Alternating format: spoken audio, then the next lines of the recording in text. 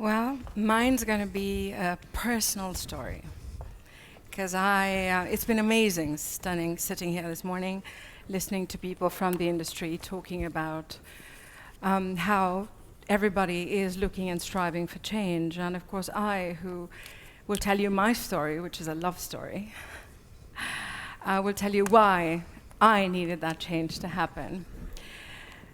I'm a designer, and I've been lucky enough to do what I love since I'm 16 years old. And I've been lucky enough to work for myself and in different parts of the world. And the more time I've spent doing what I do, the more I've realized how much I love what I do. I love the idea of being able to get up in the morning and think of things and actually have them physically happen and see people walking around and wear the clothes that I've thought of. It makes me happy that I don't know what time of day it is or what day of the week it is. Work and life has no boundary. My life and my work are one. So when I started on this project, it really was because I wanted to reclaim my love back. In some way, I had lost my love. I'll quickly go through my little diagrams to show you my little story. That was me, crazy, creative, of course, like all designers we're supposed to be, and capricious because we change our minds all the time, apparently. And then, of course, I'm the one who apparently, when I say us designers, decide what it is that you're going to wear next season. And then we go around looking for inspiration and research, and we go to museums, and we travel, and we look at vintage shops, and it's great fun trying to figure out what it is that we want to propose for next season. And then we sit down, and we draw, and then we develop, and we pattern make, and we do all that fun stuff about putting things together and coming up with new ideas. And then, of course, there's a campaign photo shoot, blah, blah, and getting it out all there so people can see how you wanted it together. And then, of course, for some of us who are lucky enough to have this catwalk shows and the fairs and all that stuff that happens afterwards, and then the hard bit, which is you get the orders and now you have to make them. Then you have to go back and you have to find all the stuff and be able to multiply it all and do it as well, and there you are ready for new season. All of this thing takes about a year normally. That's what it would happen. I'm already working on fall winter, which I'm going to be presenting in January. So, wonderful year, crazy year, lots of time spent, most of it developing a product, and at the end of it, that product has a very short shelf life.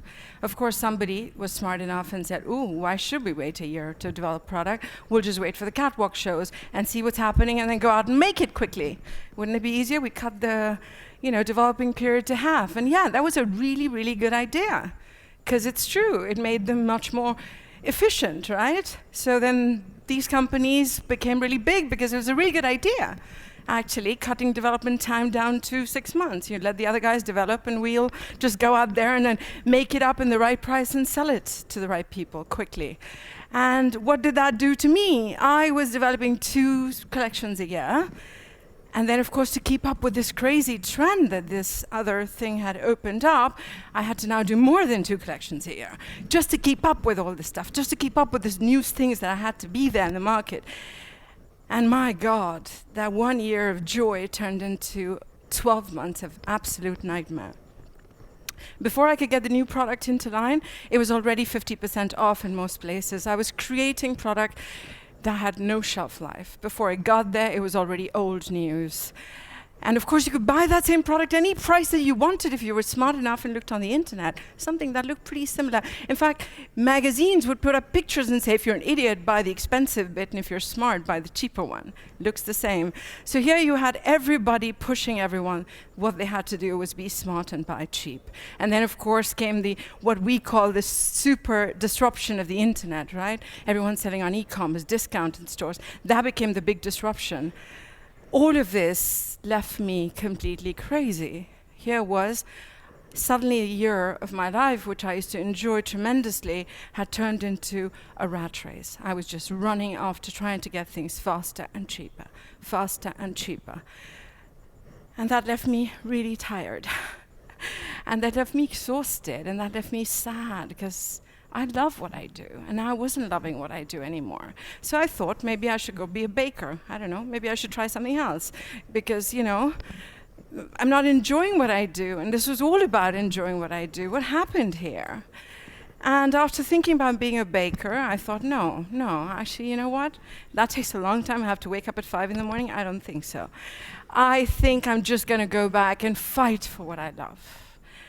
So here was the problem, and here was an opportunity. The cool part about what we're doing right now, the world we're living in right now, is that before you were a crazy person in a faraway place and you were lonely, and if you're sad, you just realized there's nobody else who understood you, you'd get sorry, you'd probably take pills or run away, or I don't know, do things like that. But now you realize you can connect on the internet with other people who are just as crazy and lonely like you, and you can actually create a village of crazy people out there.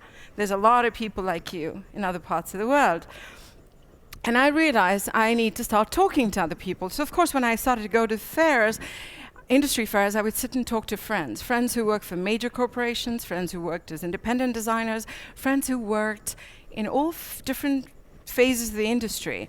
And everyone actually was tired. Everyone was actually frustrated. Everyone was actually complaining. And we were all saying the same thing. We did not have freedom to design anymore. It was about trend. It was all about trying to make it cheaper. This is exhausting. I'm not enjoying it. So you realized that you really had an industry that was in crisis. You had a very complex supply chain. Most designers didn't even know where the materials came from. They actually never had the opportunity to go and see where weaving, printing, all of that stuff was even done. Most of them actually never even left their rooms. And then, of course, on the other side, I'm lucky enough, I was born in India, and a major part of my career started in Southeast Asia. And I worked in Hong Kong for a very long time, and I saw the whole movement of when all the business moved from Europe all the way to Southeast Asia.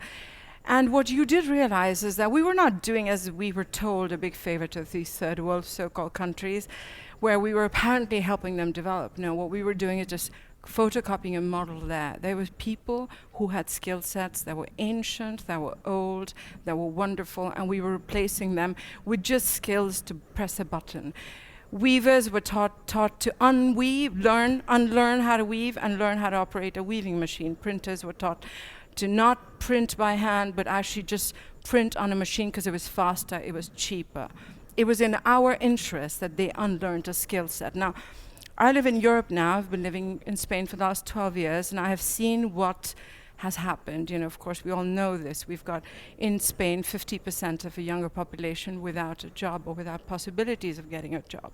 And it's not all because we spend all our money building housing. It is really because industry has disappeared. We've run out of things to do, and as designers, most of us will finish design school and go work for a retailer, and if we're lucky, start by folding t-shirts and slowly and gradually go up the ladder. How many of us will end up really designing? I go to China and India and I see young designers there, and they're closer to the factories, they speak their languages. Why would they not be hired, and why would I be hired speaking Spanish or Swedish to go to China and work? Why would that not come from closer to where product is actually being made? So I realized that there was a whole, and I don't want to sound, you know, every time I put this people versus machine up, everyone gets all nervous and like, oh, you mean we should go back to the, you know, the caveman situation? No, I'm looking for the machine that works for me, not the machine I work for. I love this machine. It works for me, because I decide what I want to do with it. I use it to express my creativity. It does what I want it to do. What I don't want to work for is a machine that I work for that machine, that I have to take care of it. I just have to press a button. It has nothing to do with my creativity. That's the kind of a machine that I'm talking about. The Industrial Revolution, what it did do is it focused all our energies on how product had to be made fast and cheap, because productivity was about quantity. It wasn't about quality. And because productivity was about quantity, and because economies of scale happened, because people had to make a lot of the same product, we had to convince a lot of people they had to buy the same product. So it was important for the Industrial Revolution that 1 million people bought the same shirt. But maybe we're going through another revolution, and maybe 1 million people don't have to buy the same shirt. Maybe 1 million shirts have to be sold to individual 1 million people. The math is the same. You can sell it for the same price. You just sell unique products. You sell what already a lot of people are talking about, which is mass customization. Maybe there's another solution to this.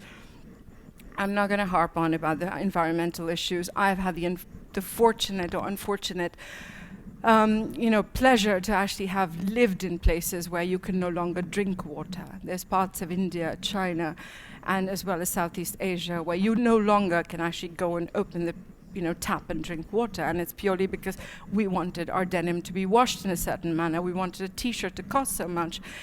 And those are things that are so far away, it seems like it don't affect us anymore, but the truth is, it affects us on a daily basis, and now we're very aware of that. So here we were in an industry that was just spitting out product, and it was about how quickly you could get things to market. We were doing 6 to 7 collections a year, and then people who I thought were supposed to be really happy were, at the top of the line, where I would love to be one day, were actually, not very happy. And you said, well, why? There's something intrinsically wrong here. This stress is obviously causing or having an effect that it's not making people happy. And at the end of the day, isn't this all about us being happy?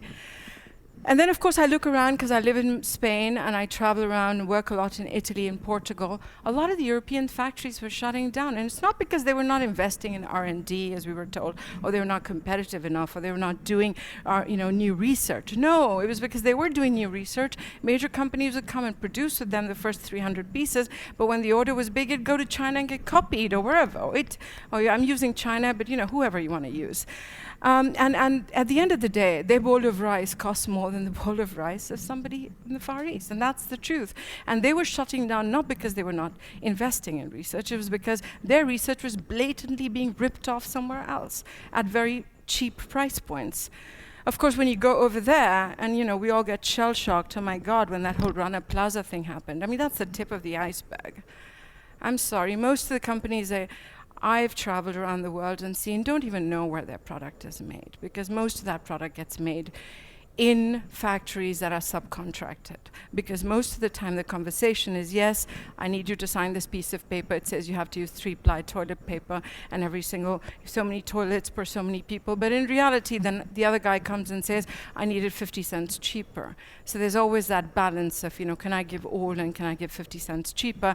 And so of course the guy cuts corners, he finds another way to do it, and things go wrong. Not because people are bad or mean, but things go wrong because people are being short-term thinkers. Again, I'm not going to talk about the environmental issues because I think we all know them very well. But what worries me most is the loss of jobs. And my husband's an engineer. He went to MIT, and I get in my house this MIT Review magazine. I don't know anything about engineering or physics or chemistry. I'm really bad at that. I'm an arts and craft person. But what I do understand when I look through it is that we've already lost the battle in terms of fighting for productivity. I mean, they're getting machines that are going to be so damn good that there's no way a human being can compete on a job that has to be exactly repeated over and over again.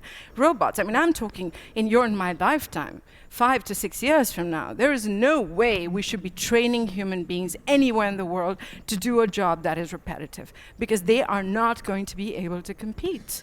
So, you look at India and China, I mean, look what happened in Europe, and now we're without jobs, because we were training people to do repetitive jobs. Now we're doing the same thing in Asia, and now, of course, Asia and China, is not cheap anymore, so we're moving factories to Africa and Ethiopia, saying how we're going to help save the Africans. We're doing the same thing over and over again, trying to find a cheap labor place, because what we've decided is human values turn to cheap labor, and that's how you support. We have this discourse in Spain right now where a lot of people come and say we have to reduce the salaries because we're not competitive anymore. And the salaries in Spain are already down to 800 euros a month.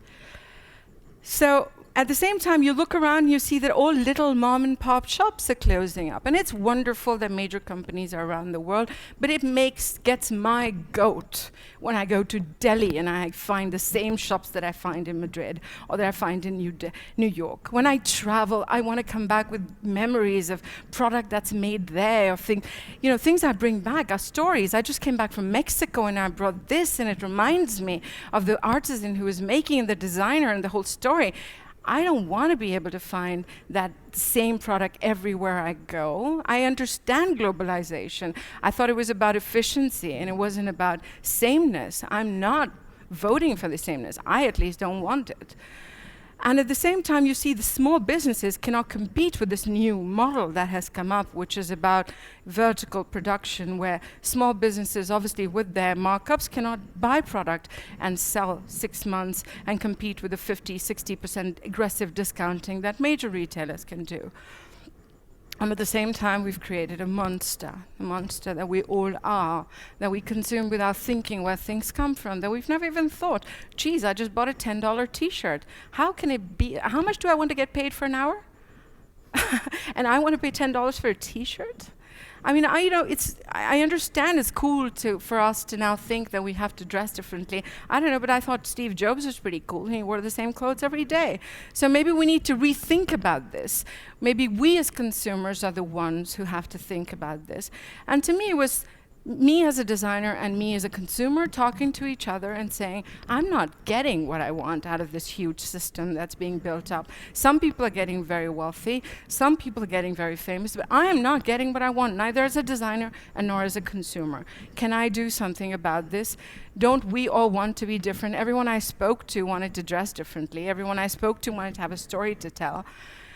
And that's when I thought, well, since product has already become a commodity, and there's really not much you can fight there, what is the newness that you can bring, where all the focus has already gone from quantity, from quality and value to quantity and price, what could we do to bring the focus back to quality and value? How could we start this conversation in a completely different way? How could we convince a whole bunch of people, hey, it's about the quality and it's about the value? And then, of course, there's a cool thing happening called the internet. There's a cool thing happening, which is really exciting, because when you go on there, you find some really amazing stuff. So I found this gentleman who was doing a study, and out of 4 major cities, and he was actually doing it for Coca-Cola, and he was nice enough to get on a Skype call with me and share his study with me. And he starts talking about this new consumer, which no longer is a consumer, is a user. Don't talk down to him. Don't tell him what to do. Listen to what he has to say. And that's really what major companies are even looking at. Their reports, they're talking about this, right? These new people who know how to find what they want. These new people who don't want experts to tell them. They'll tell you, I've got an 8-year-old, and he doesn't want to watch TV. He doesn't want someone to do his programming for him. He goes to YouTube and creates his own playlist and sees what he wants whenever he wants. He doesn't want people to tell him how to think, how to dress. He makes his own content. He does his own gameplays with his Minecraft and puts it up online whenever he wants. So we want to talk to these people. And what are these people saying? So you go around and I talk, and you first think, oh, you're the only crazy person who thinks like this. But then you realize there's a lot of crazy people who are thinking just like you. So I started communicating with a lot of people. At one point, at the beginning of the project, I was following over 400 blogs, and I would write back and forth. I mean, I was barely sleeping, trying to figure out in different parts of the world, what were people thinking about this whole sustainability, fair trade, all these words that are being used, what do they mean really? So I thought, okay, I'm listening to everybody and it's really cool, but I've got an idea. Maybe I'm going to get to try my idea. It seems like it could work for me. I kind of, with this idea, what if I could use this technology and I could connect back to the people who make the product? What if I could convince you that labor is not cost, but labor is value?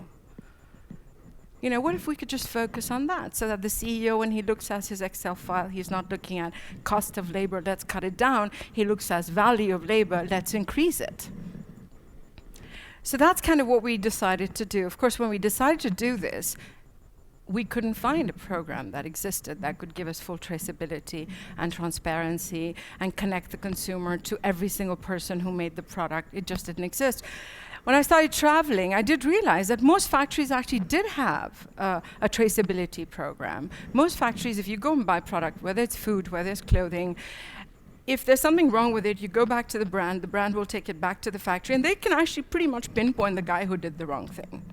And it's a system that they use to slap people on their hand, to be policing the quality assurance. So I thought, what if we use the same system that's used for quality assurance and flip it around and use it for patting people on the back and saying, good job, that was really well done. What I also saw is that as a designer, I go and give a lot of talks at design schools. I'm doing a lot of mentoring for different people. And nobody wants to be an artisan anymore. Everybody wants to be a designer. And there's a lot of designers who are suffering and folding T-shirts at major retailers and not really doing what they want to do. But people still want to pay that money and go to design school. And I figured that's because, as a designer, you get celebrated. When you do something, they know who's done it. But as an artisan, as a worker, no one cares what you've done. You're completely opaque. You're completely a nobody. And because you're a nobody, you consider your work as a nobody, and your work's paid like a nobody, and there's no pat on the back. And sometimes, more than money, it's the pat on the back that matters so much to people. So we decided we're going to just think in a new way. Big design is a word that's been thrown around a lot. There's already a lot of people talking about it. And we said, what is our big design methodology going to be? In fashion, as we all know, trend is what drives. There's companies that even sell you trends. I don't know where they go find them, but they actually can sell you the trend ideas that are going to happen next season. And because of that trend, then we turn around and we try to match our supply chain to the materials, and that's more or less how we construct product these days. So we thought, no, off with the trend. We're not interested in trend. We'd rather create product like the Charles and Ray Eames chair, which is even valid today, 50 years later. Why do we have to change and do a new pant suddenly? Why can't we do product the way a chair was designed? That's a very ubiquitous product. Everyone uses it. If that can be valid for so long and bettered every time, why don't we think of clothing that way? So we used all these things that you see in that chart that we created about things that mattered to us as designers. What is it that we wanted to think about and tell the story of? We use all of those things to create product. And I, as designer, I wanted to follow Mr. Ram's principles of good design. I really did. I liked the idea. I buy all the 10 points he talked about. And I hadn't been doing them for a while. I needed the creativity, I needed the time, and I needed to be able to do things differently. So I just thought, if they're not going to give it to me, I'll just build it for myself. And then, of course, the other thing that really bothers me is provenance. We've become a completely uncultured world. I was in 6 years ago in New York, and my husband's Basque. So in their family, everyone wears the alpargatas, the espadrilles. They're from the Basque country, southern France, northern Spain, Mallorca, Catalonia. That's where they were invented. That's where they've been making them for over 500 years. And all my friends in New York thought they came from Argentina because Tom's Shoes had made them in Argentina, apparently. Or they thought they were made in Bangladesh or China. No one really, very few people knew where the alpargata came from. And I had been very excited when it became fashionable. I thought, it's so cheap in Spain, that's going to be great for the Spanish economy. But apparently Spain wasn't even shipping 20% of them because we were 50 to a dollar more expensive than what could be got from anywhere else. So here we are, converting into a world that is willing to lose provenance storytelling for 50 to a dollar on a cent. That's the cost of our knowledge of culture. Clothing is culture. We tell our stories of how we were. People, the way they used to dress in a certain part of the world at a certain time of the world is what they were talking about. It's what they were about when women started wearing short skirts, or the 1920s, why women started to dress differently. Millions of examples. Clothing is culture. It's about who we are, and what we want to say to the world at that very moment. And we are losing that. So we wanted to make sure we didn't lose that. Could we use technology to give provenance back? Of course, this was we started the project with Madras because it's been a pet peeve of mine. There's over $1 billion worth of Madras sold in the world. None of it comes from Madras. Most of it comes from China. Most of it is machine made. There's over 350,000 weavers in the area of Madras that continue weaving till today. And no one knows about them because they've been selling that fabric locally to each other because they wear it as pareos. They can't tap into the export market because major companies want 10,000 meters of the same, and they can't produce 10,000 meters of the same. They actually can produce huge quantities. It's just not of that exact same pattern. So I thought, what if we could take something that was a weakness of theirs and turn it into something of value? I also knew a lot of Italian makers who at the end of the day make product from Chinese fabrics which look exactly the same as a Chinese product, and people can't tell the difference. So what if we take the most amazing Madras fabric, take it to the best Italian factory and make a beautiful jacket out of it? So that's what we did. And we tell people who it is who made that fabric for them, who it is who made that jacket for them. What if we turn that piece of clothing into a story? And that's exactly what we did. So when you buy the Madras from the IOU project, you know exactly who your weaver is, you know exactly who the Italian manufacturer factory is, you can connect with them. We've had amazing stories where people have actually traveled to India, they were going on a holiday, and gone and visited their weaver. You've no idea how cool that is. Because you change those people's perception of who they are, or what their work is and what their value is. There's a huge part of the population of this planet that is not on Facebook. And that is a part of the population that we need to get involved to really make huge change happen. And so just to have these people online, for them to be able to see where their product went, for them to be able to see that someone can take their fabric and make a beautiful jacket out of it, was earth-changing for them. So that's what we've decided we were going to focus on first. We were going to focus on identity and authorship. Because, you know, we talk about transparency and traceability. Without identity and authorship, it's worth nothing. Because in a plaza, everyone can say whatever they want. It's when they have to sign on that piece of paper and say, this is what I said. They take more care of what they say, because they take responsibility for what they're saying. The problem with the industrial system is, because it's so opaque, you think that the guy who's throwing chemicals into the water system doesn't understand that that's wrong. I think that's a very simplistic view of the planet.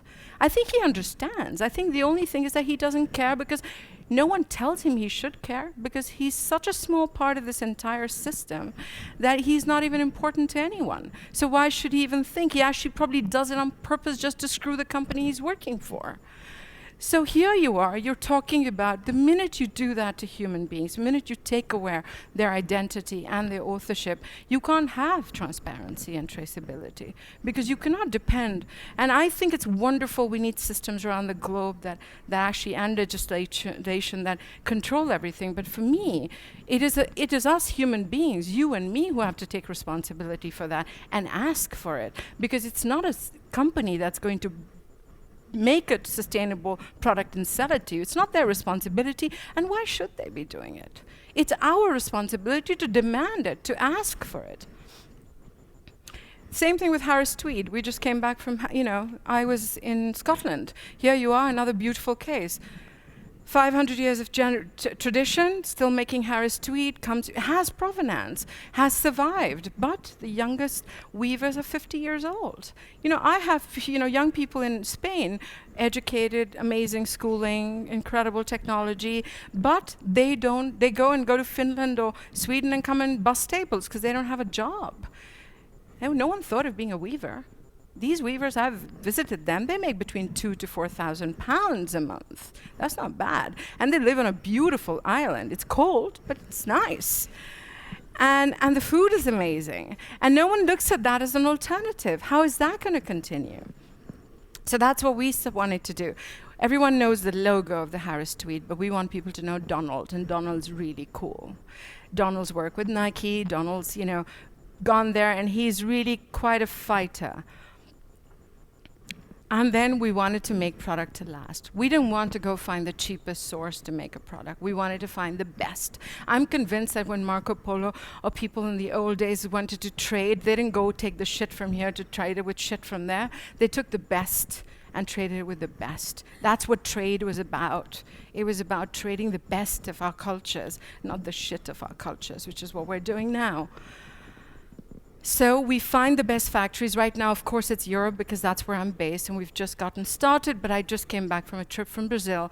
We're very excited. We've got 2 huge Brazilian companies who want to come on board and work with us, and the idea is that, to find the best maker and connect them with the best source. And then use the technology, and that's what we've built. We built a platform where you can trace and track every piece. We're using QR right now because it's cheap and it's easy to print, but tomorrow it could be virtual reality. The database exists at the bottom of this, which takes in all the information and gives it back to you like this. You scan your code, or you go on our site, and you get to see the piece you just bought. You get to see the weaver who wove it. You click on it, you get to his site, you see where he lives, what he does. You can connect with him. You can buy other shit that he's made if you want. You connect to the Italian factory. If you're a another company that's looking for madras. You can actually maybe even go get madras from these people. I want other people to use our platform. That is what's going to make it powerful. I'm dreaming and hoping it becomes a Wikipedia for other people to use product, and they will bring on their stuff. I just came back from a project in Mexico, where there are two Mexican designers who were very well known and, you know, won awards, Carla Fernandez being one of them, whose piece I'm wearing. And she called me up and she said, I love what you're doing. I want to put my artisans onto your platform. You use my people, I use your people. That's how it's going to grow. And we're hoping the big guys as well will come and say, hey, I don't want to copy a madras. Let's make the madras with these guys. There's 350,000 weavers. We can get it made. It's not a problem of scale. We're hoping that we get people to say this, that they need to know who it is who makes the piece. Sustainability, what does it mean? It means finding the balance of being able to continue further, right? We're at a point, this is a crux situation, we're at the point we're running out of time. We can't wait for companies to come together and governments to make regulations. I'm sorry. You know, whenever they did that, it was already too late. We need to do this ourselves. We need to ask as consumers that we want to know who made our product. If a little company out of Madrid can do it, let me tell you, everybody can. The technology exists, the know-how exists, the people exist. It's just about being brave enough to go and do that. Then the other thing, which I'm really excited about that we did. So we made up this whole thing. We spent all our money on the platform. And then we're just like, holy shit. You go online, you start an e-commerce, and you think, oh, everyone's going to come and buy, and it's going to be like Amazon. No. You've just opened a store in Timbuktu. How do you get people to that store? So that's when we came up with this idea of, what if I don't want to pay Kate Moss a lot of money to wear my stuff? I mean, everyone knows she gets paid by everybody, and I don't buy that anymore. Whenever I want a good bottle of wine, I call Juan, my friend, who's a banker, but he's a real wine enthusiast. He knows, and he tells me which bottle of wine, less than $10 that I can buy, that in 3 months is going to be worth 20. And he's always right, and I always call him. So that's what I wanted. I wanted people to tell other people. Every one of us influences our friends and family in decisions that we make. So that's what we allowed. So our platform allows you as a consumer to set up your own virtual store. You favorite your pieces, you have them for 3 weeks, and in those 3 weeks you talk about them on all social media, all your channels, and we give you a percentage of the sale, and you can do whatever you want with it. It gets paid to your PayPal account. You can keep it and take your girlfriend out for dinner. You can give it back to the weaver because you would want to help people, or you can give it as a discount to your followers on your blog because that's what you're trying to do. And this has been the magical tool. This is the reason why I'm standing in front of you today, right after the guys from H&M. Wow. So we don't have 5,000 stores. We're just a little company. And the reason why we're here is the power of the internet. It's the power of the ideas. People share cool, authentic ideas. People started talking about us. They started sharing this thing. It was unbelievable. We're testing this tool because we still didn't have enough money to build out the whole TrunkShare host platform. But even with that little beta riggedy thing, we had 400 people testing it and talking about it. And it's so incredible to hear back, to listen. You know, many times in business school, you're told about the fact that, oh, you know, Mr. Ford said that if I asked my customers, they would say they still wanted a faster horse on the carts. I, have to say to Mr. Ford, times are changing. The customers know more today than industry. It's the customers who are driving change today, without any doubt, because we don't have baggage, because we're not married to old systems, because we've got nothing to lose. This is our community. It's full of people from all over the globe. We have 246 weavers right now from the Madras community. We have over 136 artisans who are some part of a factory, some individual artisans in Europe who finish the product. And then we have a whole lot of customers, which is really, really cool, from all over the world. We've already shipped to over 35 countries, which is really nice. So what was this project about? It was about the human beings behind, because to me, sustainability is a dialogue. It's a conversation between us, we who are aware, part of this planet, the only ones who can change our minds and influence. It's not about the dogs and the cats who can't make a decision. It's about you and me, and being human means taking responsibility and making change happen. Of course, as a business person, the first question is, oh, that's a cool idea, young girl, but that's not going to go too far. Artisan things, you can go sell in a fair, but it's not really scalable. I disagree.